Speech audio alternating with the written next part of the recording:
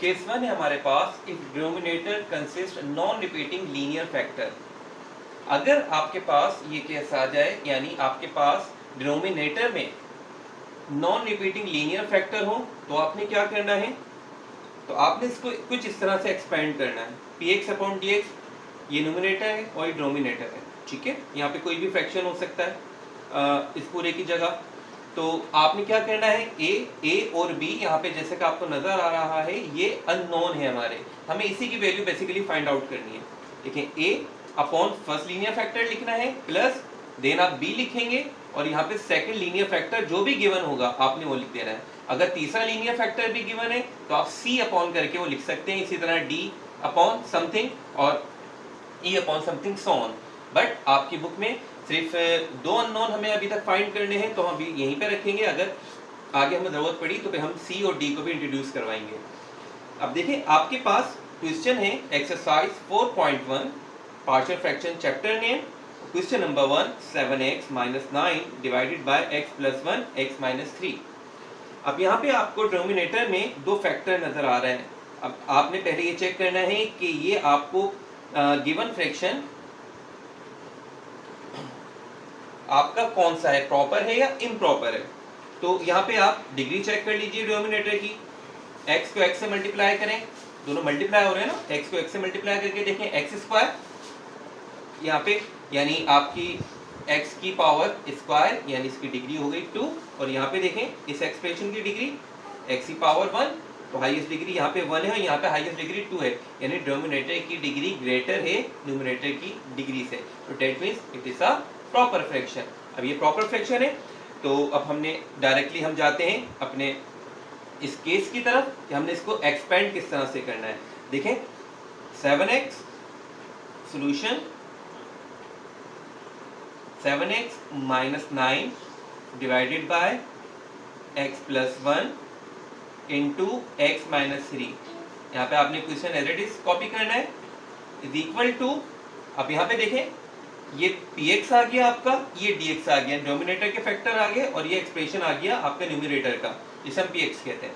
a upon first linear factor, a आपका unknown है जो कि आपको फाइंड करना है। आप लिख देंगे a अपॉन x + 1, पहला फैक्टर आ गया, फर्स्ट फैक्टर आ गया, plus b upon second linear factor, second linear factor देखें x - 3, ठीक है। अब ये दोनों फैक्टर क्या है, नॉन रिपीटिंग फैक्टर है। नॉन रिपीटिंग का मतलब क्या हुआ कि रिपीट नहीं हो रहा है, यानी x + 1 x - 3 दोनों डिफरेंट फैक्टर्स हैं। अगर ये इस तरह से होता है x + 1 x + 1 तो हम इसे कहते हैं रिपीटिंग फैक्टर है, तो ये सेकंड केस पे हम चले जाते हैं। बट यहाँ पे ये नॉन रिपीटिंग है, x + 1 और x - 3 दोनों डिफरेंट फैक्टर है।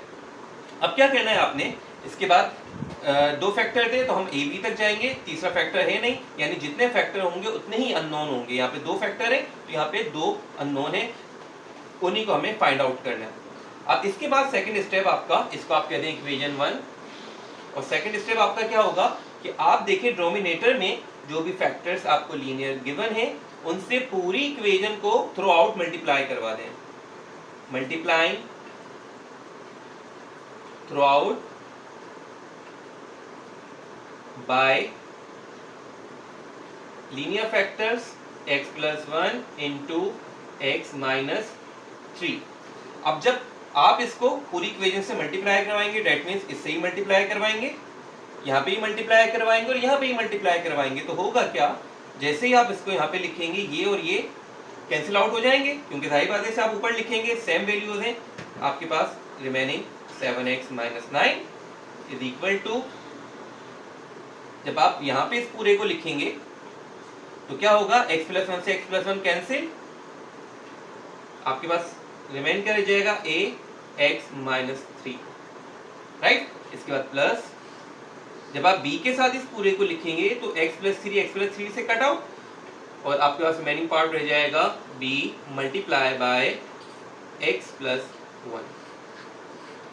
इसको आप कह देंगे इक्वेशन 2। अब आपने क्या करना है, थर्ड स्टेप आपका क्या होगा, आपने इस फैक्टर को या फिर इस फैक्टर को जिसमें a मौजूद है या फिर b मौजूद है, इसमें से किसी भी एक को जीरो कर लें। वन बाय वन पहले हम एक को करेंगे फिर सेकंड को करेंगे। तो इसमें से किसी भी एक को जीरो कर लें। हम पहले a को जीरो कर लेते हैं, बट कैसे करेंगे? देखें a के साथ मल्टीप्लाई हो रहा है x माइनस 3। अगर ये किसी तरह से जीरो हो जाए तो a भी ऑटोमेटिक जीरो हो जाएगा क्योंकि दोनों मल्टीप्लाई हो रहे हैं। और ये किस तरह जीरो हो सकता है? अगर x की वैल्यू +3 आ जाए, +3 - 3 जीरो, जीरो के ऐसे मल्टीप्लाई करेंगे जीरो, ये खुद ब खुद ही कैंसिल हो जाएगा। तो हम क्या करेंगे, यहाँ पे x की वैल्यू को पुट कर देंगे 3। Put x = 3 in equation 2। Equation 2 में थ्रू आउट हम x की जगह पे 3 पुट कर देंगे। 7 × 3 minus 9 = a 3 - 3 plus b, x की जगह 3 + 1। ओके, 7 3 सा 21 minus 9, 3 - 3 0, 0 × a 0। Now you have 3 + 1 4, 4 b 21 - 9 12 = 4b। 4b से मल्टीप्लाई हो रहा है, यहाँ पे हम मूव करवाएंगे, डिवाइड कर देगा 12 को, डेट मीन्स b = 12/4। 4 1 4, 4 3 12।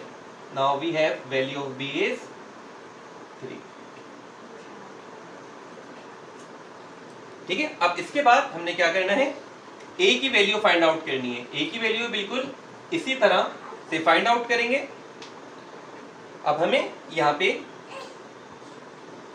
b को जीरो करना है। अभी हमने a को किया था तो हमने b की वैल्यू फाइंड कर ली। अब हम b को जीरो करेंगे तो a की वैल्यू इजीली आ जाएगी।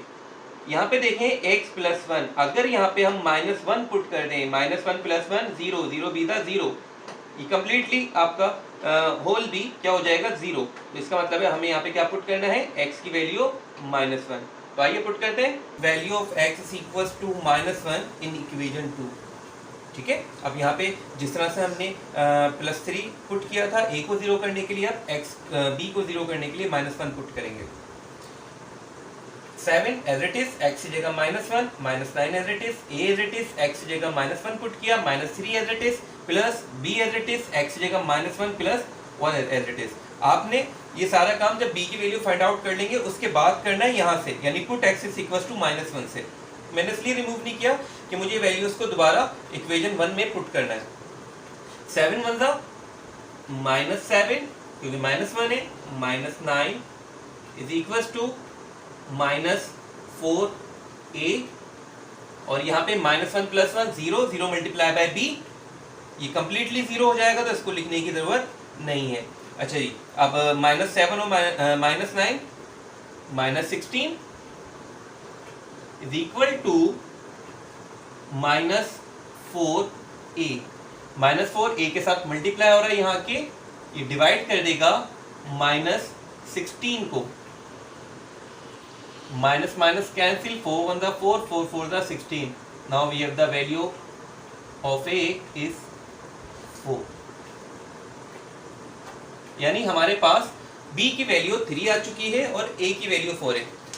तो ऑलमोस्ट हमारा काम डन हो चुका है। अब हमने क्या करना है, सिर्फ a और b की दोनों वैल्यूज को उठा के आपने पुट कर देना है इक्वेशन 1 में, और इस तरह ये आपका आंसर आ जाएगा। तो देखिए किस तरह से हम इसको फाइनलाइज करते हैं। We put the value of a and b in equation 1, पुट values of a and b in equation 1. Now we have 7x minus 9 divided by x plus 1, x minus 3 is equal to, a की जगह a की value put कर दें 4 over x plus 1 plus b over b की value 3 x minus 3। तो ये आपका final answer आ जाएगा। तो आप देख सकते हैं कि किस तरह से आपने एक प्रॉपर फ्रैक्शन को पार्शियल फ्रैक्शन में यानी पीसेस में सम की फॉर्म में डिवाइड कर दिया है। इसको हम रिजल्टेंट कहते हैं, रिजल्टेंट भी कहते हैं, और इसको कंपोनेंट, यानी ये इस रिजल्टेंट के इस पूरे बड़े पीस के दो छोटे छोटे पीस है, यानी दो कंपोनेंट है।